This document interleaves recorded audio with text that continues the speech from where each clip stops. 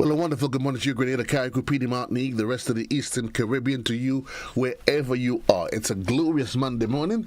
It is the third day of the fourth day, of the month of March.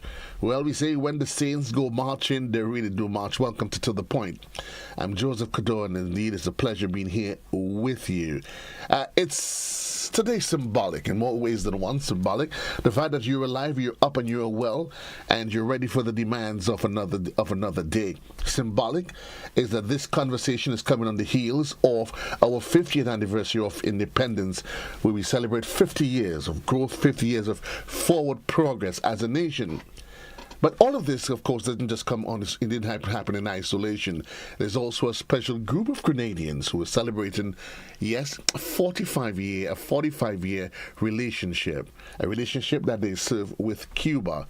And I know normally you hear Cuba, you start thinking, we say Cuba, we think March 13th, that is just around the corner. And I know it is a period in time that many, depending on which side of the fence you are, it may bring some not too nice feelings, some nostalgic feeling. But for this special group who've had the glorious luxury of attaining an education in Cuba, I think they're very excited as to share with us. Of course, there's a week of activities as a unit that they have coming up, but certainly they share a special bond in terms of the academic pursuits and that which they've realized, the bonds of friendship they've realized over the past 45 years. They both joining me via Zoom, and indeed I want to say thank you and good morning to Augustine, Jessamy. Good morning to you, sir. And good morning to Miss Cuban, my dear lady. I do want to apologize for reasons beyond her control, Lady Cuban. She, of course, we will not be able to see her face, but certainly we'll be able to provide you a picture of her. And so I do apologize of that in the meantime. But either way, my dear sir, lady, good morning and welcome to the Point. Good morning, sir. Good morning. Good morning. Thank you. Excellent. As protocol will dictates, we say ladies first. And so, my dear lady, your thoughts. 45 years on, a relationship that has stand the test of times. What are you feeling at this very moment as we celebrate that 45-year relationship with Cuba in terms of students who went there to study?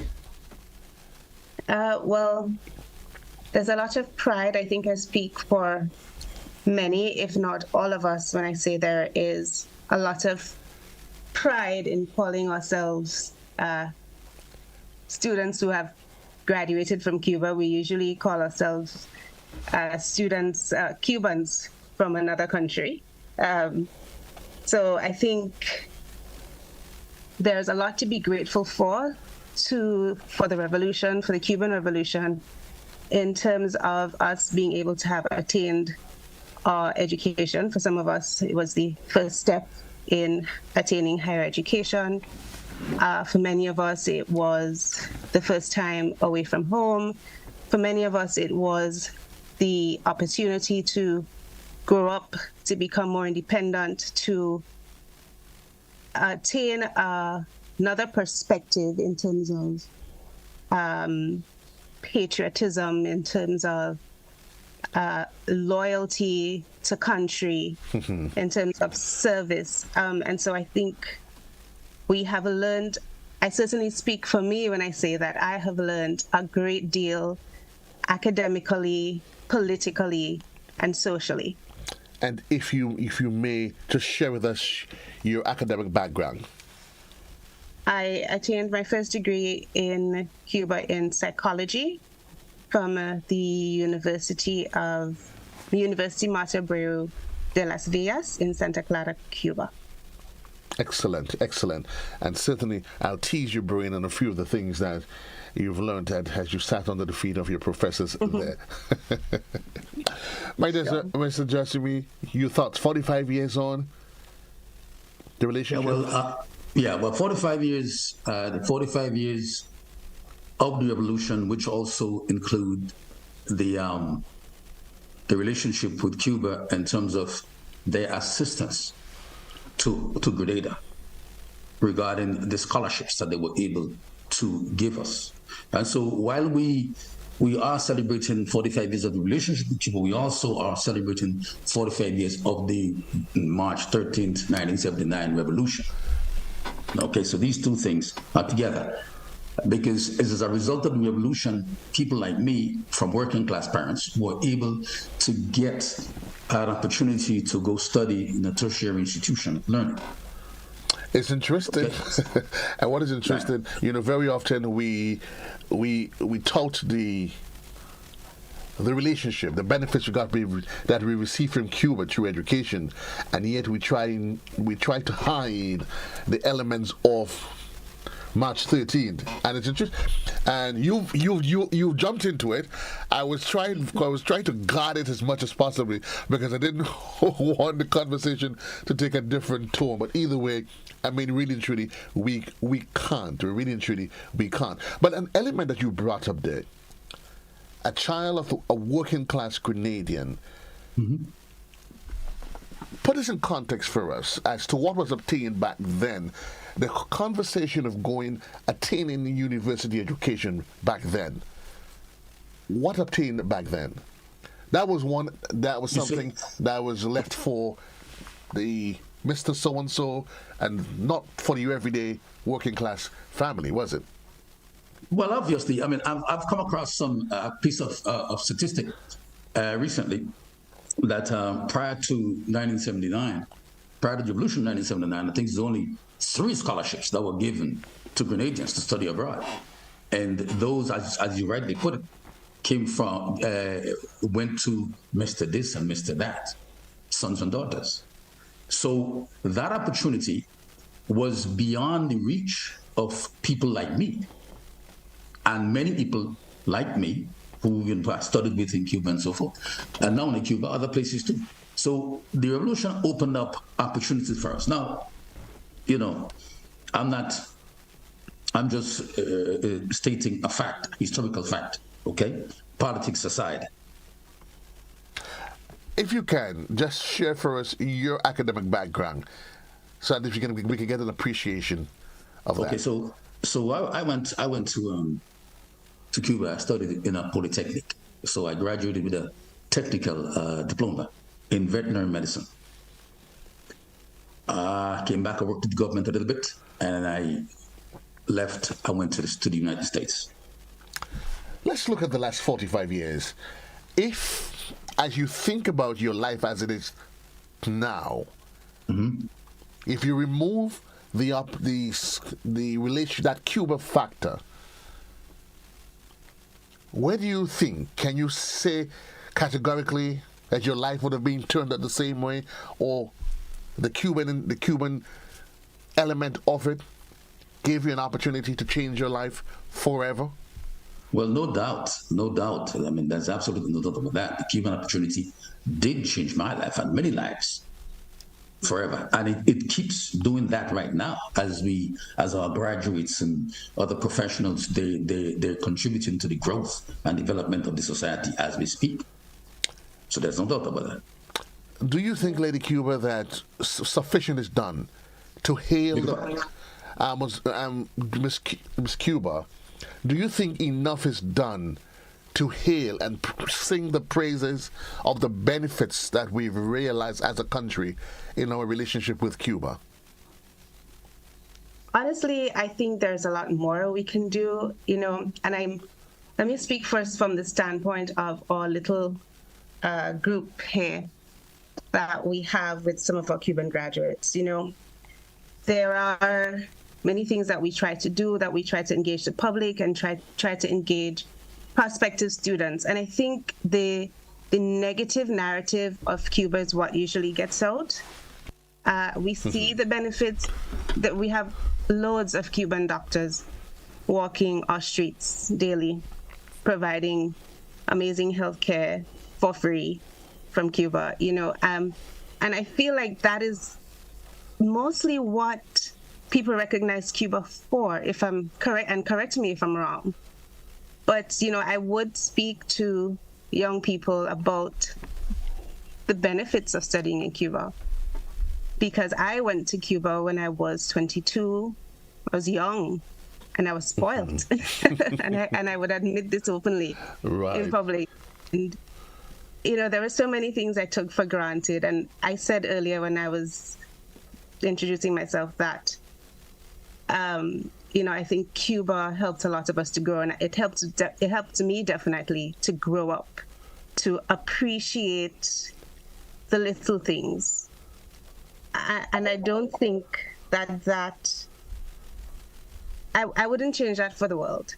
So there is a lot of things that I think people, especially our young people coming up who are interested in pursuing higher education, that they need to appreciate about Cuba, about the education system, and just about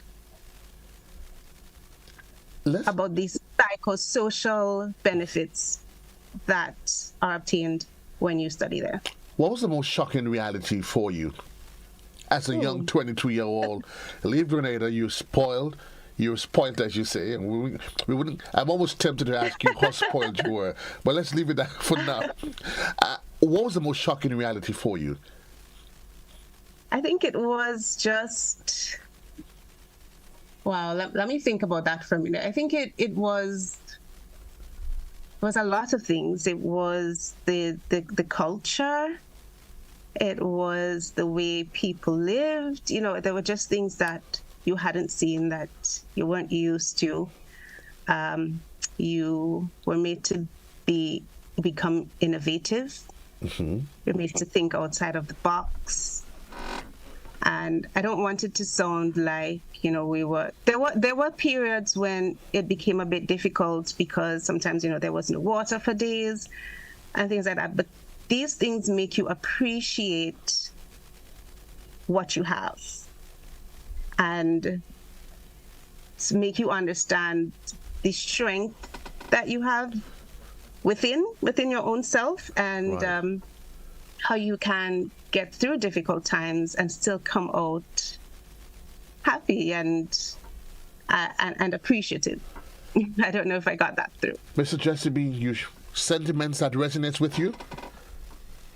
The greatest shock for me was the culture shock and the language barrier. Right. Because when I went there, I did not know Spanish. And to be honest, during the first 2.5 weeks perhaps, and this strange sounding language, I told myself, hey, you made a mistake. You better get back home. But then after consistently going to school and, hearing certain things, certain phrases, certain songs being repeated, being linked with other songs, then it began to make sense. As every new language, the approach and learning process for every new language is. Right. And so after that, it began to make sense. Then at one point, I could only speak in the present tense, But that was the most important thing. That was the most drastic change that I had to face. And another thing was the independence. It was my first time traveling. Right. And the independence, you had to be independent. And like the lady said, you had to be innovative. You had to dig within yourself and find strengths. If not, you would have those elements, those new elements, shock elements would have depressed you. You look at the experience you've had back then. You had a first-hand experience of Cuba, and you look at your own life, how it transitioned, and you juxtaposition that to the challenges, the economic challenges that Cuba faces. What goes through your mind then when you look at both plateaus? You start thinking what, Mr. Jessamy? Can you repeat the question? I want to understand it properly. So I was saying, you left here, you went to Cuba, you got an education, and you transitioned your life to what it is now. Okay. We look at Cuba in its current dispensation, the sanctions and everything else that Cubans, the challenges that they go through economically, and as an individual who experienced that country at a very young age, what sort of sentiments do you feel towards towards that country? Well, the sentiment is that I wish that they had the opportunities, to develop themselves, overcome certain difficulties, economic and otherwise, as I would wish for any other country. But to go into the actual nitty-gritty political realities of it, I think for me is beyond the scope of what I'm prepared to go into right now. Is it fair, Dr. McQuilkin, what exists, what contains there now? For the people that you're able to live with them, be part of their culture. Is it fair for the people? And I'm talking about the political elements of it. That's a different conversation. Is it fair for them? Well, if we're talking about the blockade, the sanctions, absolutely it is not. While being in Cuba, I served for about 3 years on a committee that called for the removal of the sanctions, that called for the freedom of wrongfully imprisoned Cubans in the United States. And, Cubans have a fighting spirit. And I think that's probably one of the things that rubbed off on me or influenced how I see life now. So no, absolutely, it is not fair. They have so much to offer. And even with the blockade, they continue to offer so much, give so much of themselves, not just to Grenada, but to globally.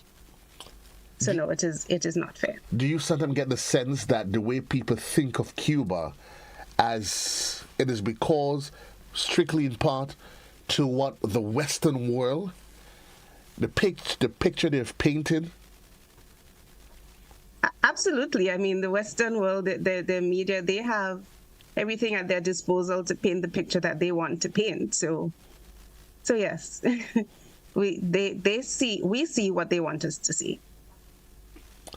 22 minutes gone past the hour in the morning time. This is To The Point, a special edition, speaking to Augustine, Jessamy, and Dhana McQuilkin. There are two Grenadians who have the luxury of obtaining scholarships to study in Cuba, and they are at the cusp of the anniversary of that relationship.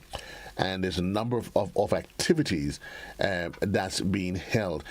I'm assuming, though, I can only assume that for this special grouping, that whatever opportunity you get to come together, certainly it's one that you're able to sit, laugh, share with, go into a new country, new language, all of the challenges, seeing things and experiencing things that is totally different as young people. When you meet, though, how does this conversation go? How does it go, though? When you meet, you probably meet some of your former friends, colleagues that studied with you.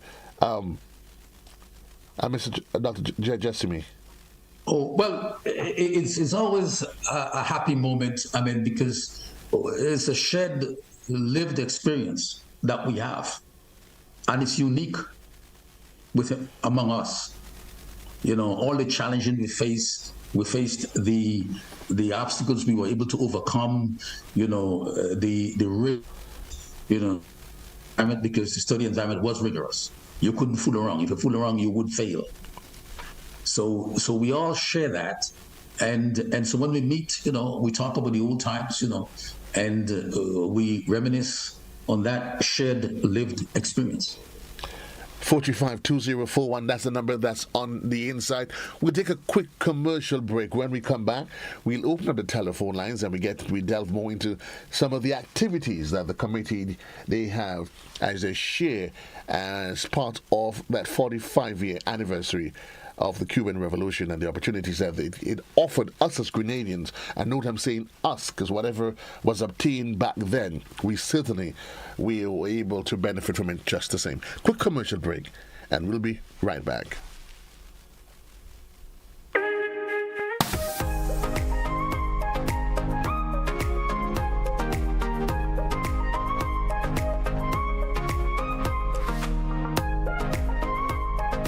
and Development Authority of Grenada, PDA, is enforcing regulations to curb illegal, disorderly, and unauthorized development in several locations throughout the state of Grenada. The authority is concerned that structures mainly associated with vending are negatively impacting the environment, has undesirable public health and sanitation consequences, present obstructions to vehicle and pedestrian traffic, can become projectiles during adverse weather conditions, and generally affect the aesthetics of the nation. The PDA will work along with stakeholder ministries and institutions to effect the demolition, removal, and disposal of structures which fall in the category of illegal and disorderly development, commencing January 2024. In this regard, persons who vend in or occupy such illegal structures are advised to secure their personal belongings and have the structures removed ahead of the planned PDA demolition operations.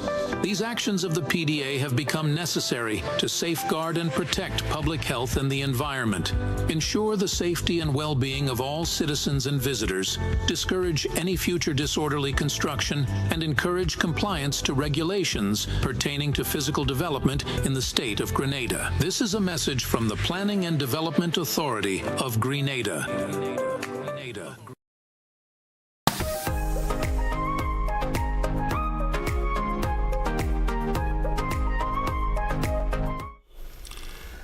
26 minutes gone past the hour in the morning time. This is the Son of Classic 105.5 and 105.9, together with GBN Television. And certainly want to say thanks to those of you, wherever you are, and thanks to my guests this morning, Augustine, Jessamy, and Dhana Quilkin, two of the many Grenadians who've had the opportunity to further their education in Cuba and benefit for the Cuba-Grenada relationship. Again, we say to you, thank you for taking from your busy schedule to be part of this conversation. At this time, we go to the telephone lines. Good morning, caller. Hi, good morning.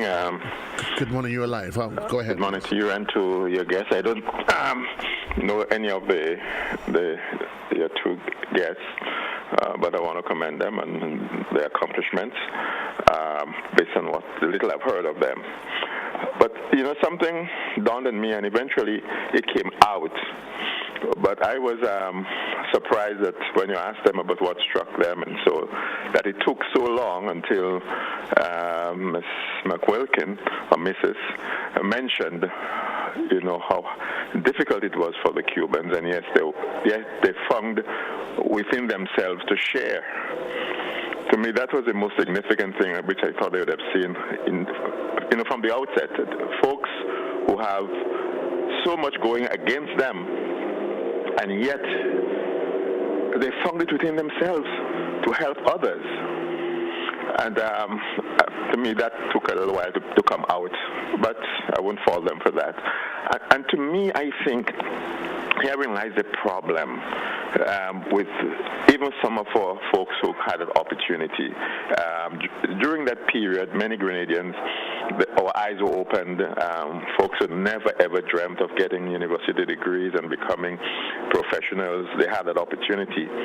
Many of them, I would say, they did come back and serve. But there are so many who saw this as a personal, opportunity for them. And no sooner did they come back after what Cuba sacrificed to help them so that they could help Grenada. So many of them, as soon as they were able to work through the logistics and get a new passport and get a visa for the United States, many of them abandoned the country and went away and did not serve. And to me, this is one of the legacies we have from the revolution.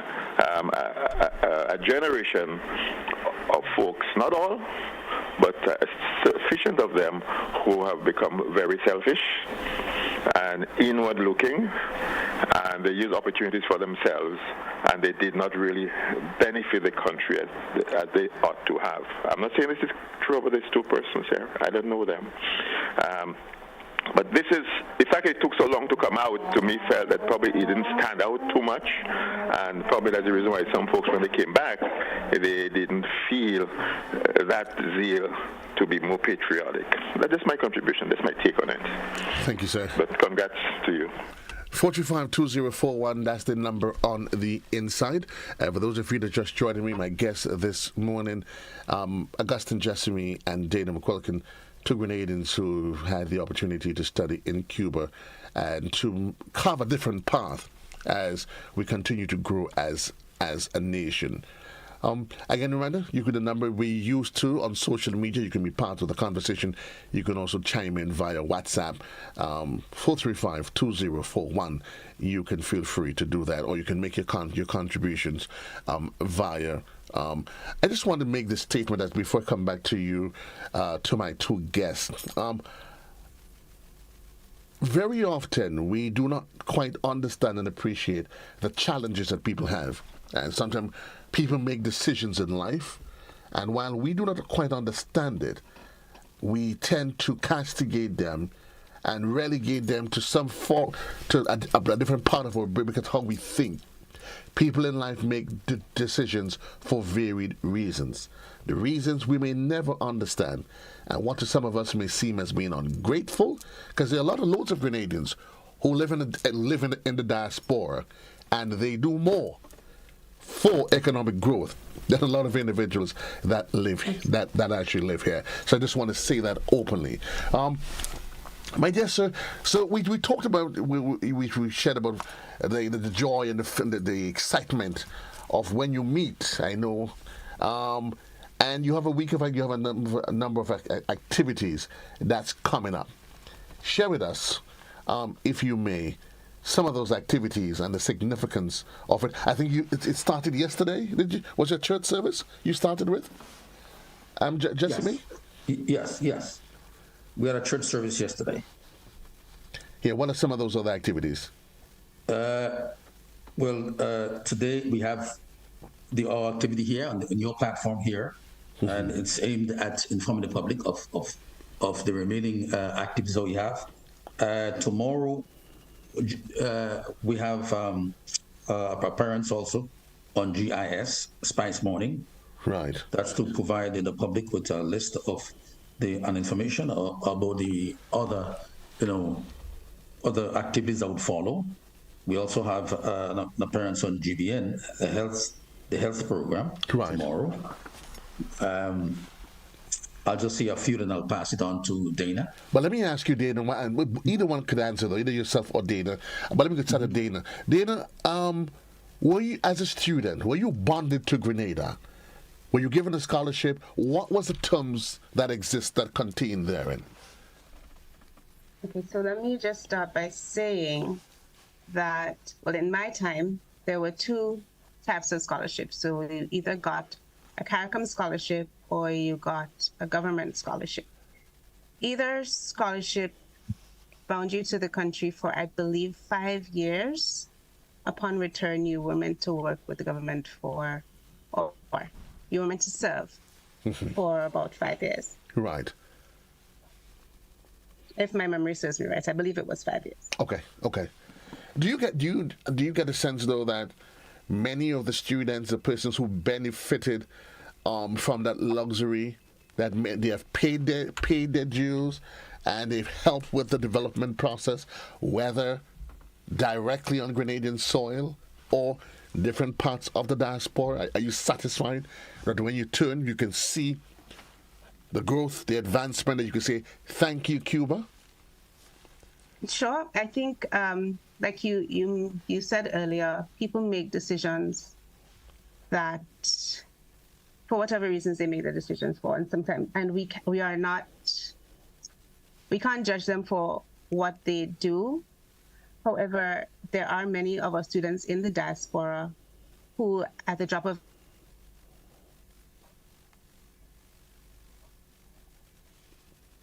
Hello?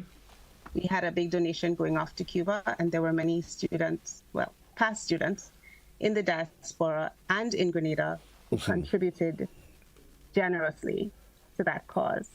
But yes, I wouldn't say that it's everybody, but I think the vast majority of us do remain grateful and we do try to serve as best as we can when we are called to do so. I have to go to the telephone lines. Good morning, caller. You're alive. Hello, caller. Hello, caller. Hello. Hello? Yes, good morning. You're alive. Hello? Yes, good morning, caller. You're alive. Yes. 2 points.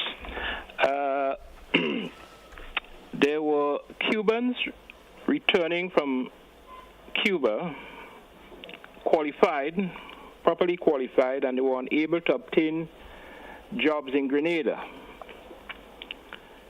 I don't know if it's oppression. I don't know how to explain that. On the flip side, there were, in recent times, say about 5 years ago, for example, there are Cubans returning to students returning to Grenada, qualify, and they have abandoned Grenada. They have abandoned Grenada and working in other countries around the world.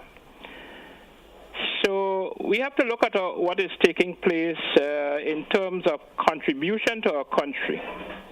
We have to make sure that we are getting value for money, because don't forget, the government of Grenada has to support, through the taxpayers, have to support these people who are going to study, youngsters who are going to study in Cuba also. You have to look at that as well. So I think that these matters should be looked into at the highest level in our country. Thank you very much. But before you go, sir, hello? I just wanted to ask, and again, the conversation surrounding persons that are given scholarships as to whether or not they satisfy the bond or not, that's an ongoing conversation. So let's not reduce that to the folks that went to Cuba. And as I said, an individual, for whatever reason, may choose to remain home or go to other pastures for varied reasons. If I may. Yes, Dr. Jessamy.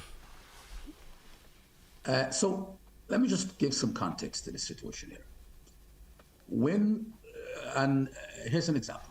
When my group came back from Cuba in '85, we were faced with a kind of hostility that to this day is hard to understand. The government official called us to a meeting, the CSC Center, to explain their policy towards us. And we were met with a lot of hostility as if we were foreigners. It took many of us a while to get a job. Mm-hmm. When we got the job, on the job itself, we were degraded. We were insulted at every opportunity that our bosses had. Some of them had no qualification in the field that they were working. They were just put together appointees. Mm-hmm. And that was the kind of a toxic environment that existed for most of us. What gave rise to that total of sentiments, though? Well, there was an anti-Cuban sentiment, and they took it out on us. I guess they passed it on to us. Mm. And Dr. McQuilkin, sentiments you can share? Well, we didn't experience that type of. At the time we went, there wasn't a great anti-Cuba sentiment happening. Oh, hold for me, Dr. McQuilkin. Before you continue, Dr. Jessamy, what year did you leave? No, doctor. Sorry, yes, Mr. Jessamy, what year did you go? Did you go to Cuba? I think it was 80. Came back in 85. Dhana, Dr. McQuilkin, what year you went? It's Mrs. In 2008. Okay. Back in 2014. So it was a different era. Right. Okay. Right. Altogether. Okay. But what I can piggyback on is that many of us, when we came back, we did not have. It took us a long time to find work. I think the group of graduates that would get jobs faster were the doctors. They got placements in the hospital, in the system. So the rest of us, we had to find work. And so there were people who were unable to find work in Grenada, and to survive, they had to leave. There were people who could stay and did so. When I came back in 2014, I didn't get a job until the next year in 2015, and I worked with the Venezuelan government. Right. You do what you have to survive. Yes. We go to the telephone lines. Good morning, caller. You're alive. Yes, good morning. Your contribution, please. Yeah. Not sure if you're hearing me. Yes, I'm hearing you loud and Not clear. hearing you on the telephone myself, but I'll just go ahead and say I'm not too sure about the Grenadians who studied in Cuba, but I'd like to speak to the actual Cubans who worked in Grenada, one of them being a neurologist that I was seeing at one time and is no longer in Grenada. Well, I was told through him, excuse me, and a couple of others, other Cubans, that every year they would have to go back to Cuba or be out of Grenada off duty for at least 2 to 3 months before they could return to work. And of course, depending on the line of work, especially in that neurologist field, when you need to see your neurologist and there is that gap in the service because of something maybe in the system that I'd like spoken to or clarified, well, for the patient, the medical patient, that is just not good enough. And it was frustrating for those Cubans who, a couple of them subsequently left Grenada because of it. So your comments on that, do you know anything of such a system and so? Right. And what could be done to rectify such? Okay. Thanks a lot, caller. 425-2041, that is the number that is on the inside. In case you just joining me, my guests this morning, Augustine, Jessamy, and Dr. Dhana Wilkinson. Quilkin, sorry. Again, we're here on the conversation touching us around the 45 years, a relationship that Cuba and Grenada has benefited from in the context of scholarships.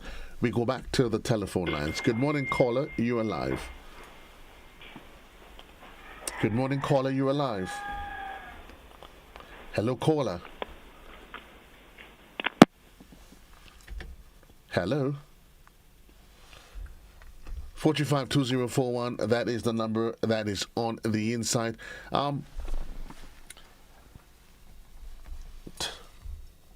Good morning, caller. You are live. Morning. Yes. Thank you very much for allowing me to speak. There's some black spot in our history that some people don't like to revisit, and one of it is, and I'm glad that Mr. Jessamy and the other, well, Mr. Jessamy mainly spoke about it, the way the returning students were treated. In terms of the doctors, they had to do extra internship or something like that, which was not required by other people who came in here. And of course, we cannot pretend that the authorities were acting on behalf of their masters at the time, the United States.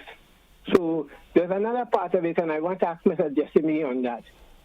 Upon the invasion, the students in Cuba were given the either ultimatum or instruction to leave, to come back to Grenada, and they will be given scholarship to the U.S. I'm told that very few got their actual scholarship to the U.S., and some of them who end up in the States end up becoming taxi cab drivers and so on. I wonder if you still have contact with some of them, and what is your thinking about what could have happened if all the students stayed on to the end instead of being interrupted by the core of the United States people and their lackeys. Thank you. Thank you, caller. Jessamy? I'm still trying to process his question, but I think I got a piece of it because the voice was kind of a muffled.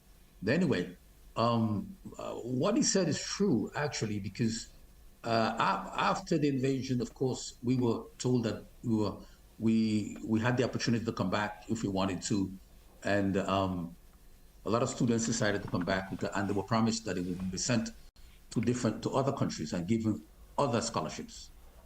Quite a few of them came back, and not many got those other scholarships that were promised. And the gentleman is correct. I know a couple of them that came back and ended up becoming taxi drivers, and other areas of work to make a living, and didn't get the scholarships that were promised. So that was part of it. And I guess there's a reason why you said sometimes we have to think whatever the decisions we make, we must make those decisions objectively by weighing whatever information that is available. Yes.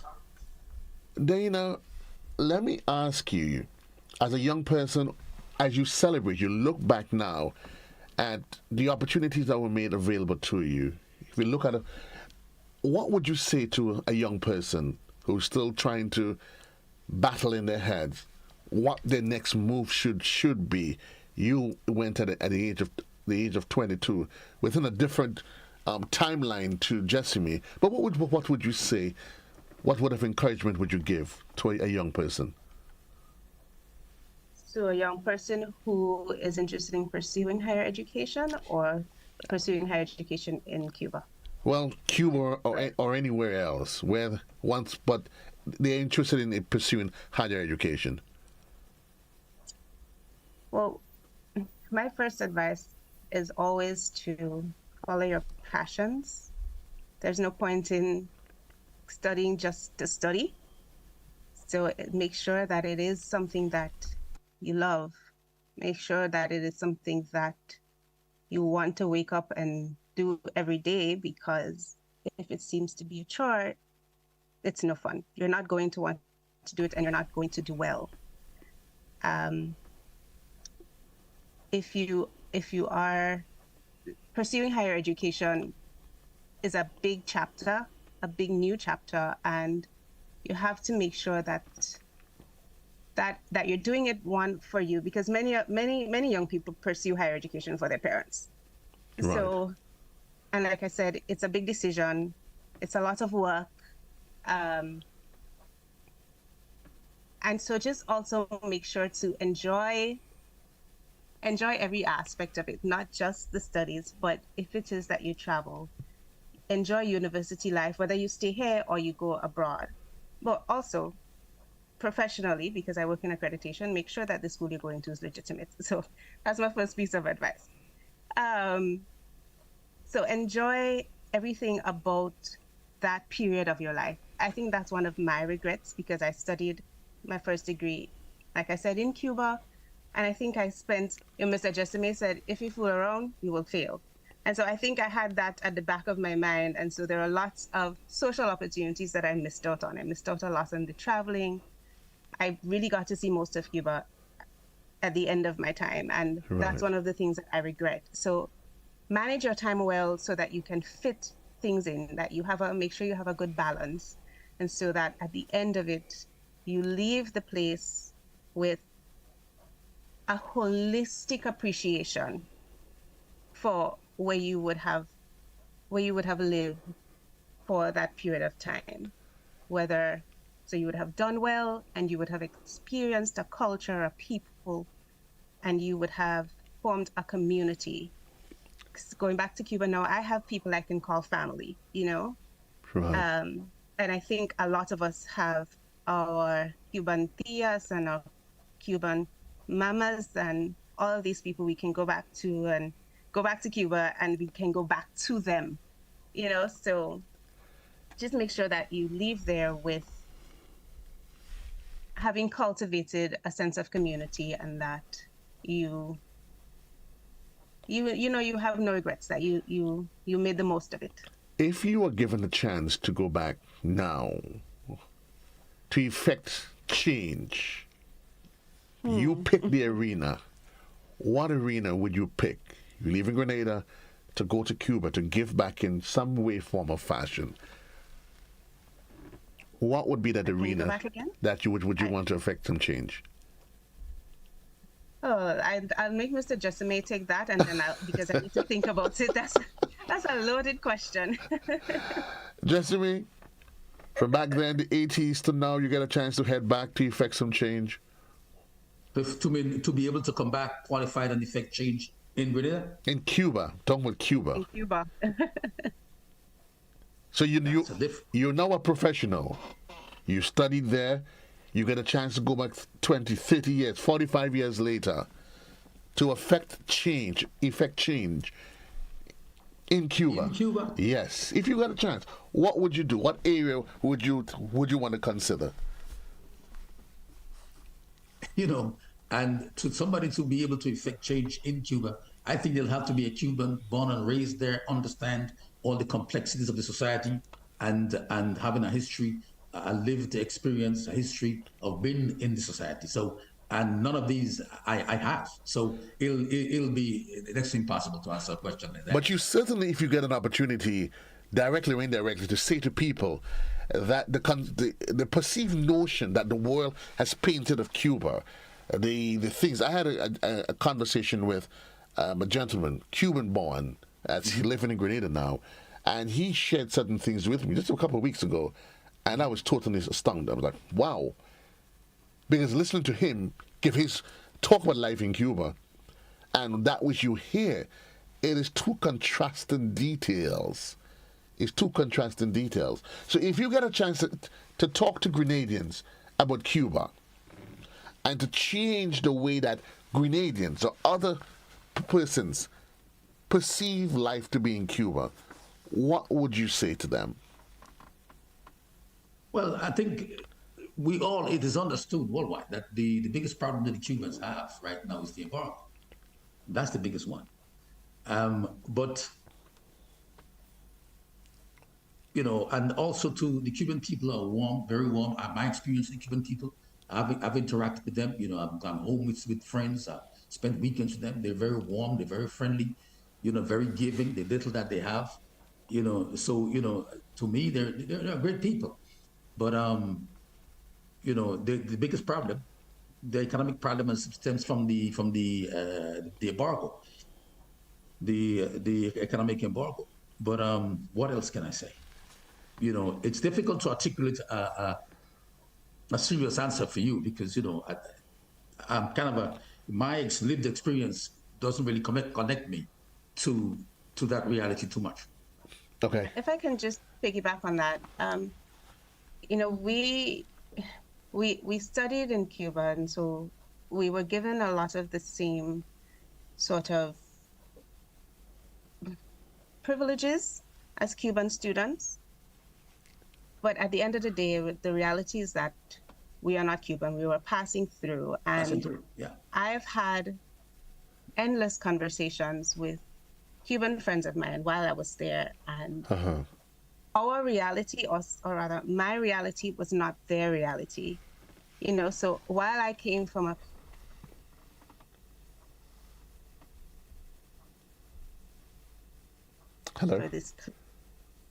there were many who, and as you would find anywhere else, even here, there were many who just wanted to go because what they were facing on a day-to-day basis, it had become a lot. And so, of course, there would be people who would want to leave. And, I would try to say to them, Cuba is home, and as we would feel about Grenada as well, whether we stay or we leave, at the end of the day, Grenada is home. And there are certain comforts, there are certain, and I'd say this again, privileges that you have at home that you won't get anywhere else. So I would actually usually say to my friends and young people at the time, if you leave here, when you go out, you don't know what you're going to find. And so I want you to, if you can, Ms. Jessamy. If I can, sorry, if you permit me, if you kindly permit me, we have a list of activities I just wanted to go through before the time is over. Yeah, and I know we started. I know we started that. But what I wanted to ask Ms. Jessamy, maybe you too, she highlighted the fact that there were certain privileges that you enjoyed as being a student, and that was separating apart. So your reality as a foreign student and that which obtained for persons on the ground that is living there as Cubans, it was a bit different. I wanted to hope that you could share with me what are some of those privileges that you enjoyed as a student. Well, as a student, I was able to go into the Diplo tiendas, or the stores reserved for foreigners to shop for foreign exchange, shop with US dollars. I was allowed to do that. That also to, if I would break the rules, the penalties would be less severe for me than for a Cuban. Which one of those rules? For example? Regular rules, like in school rules, if I don't go to a class and I get an absence, I could always, argue my way around it. Interesting. Added to that, we also enjoyed free healthcare, free tuition. I had eye surgery done in Cuba, and if I didn't go there, that would not have been done for free, completely. Right. So, as a student, so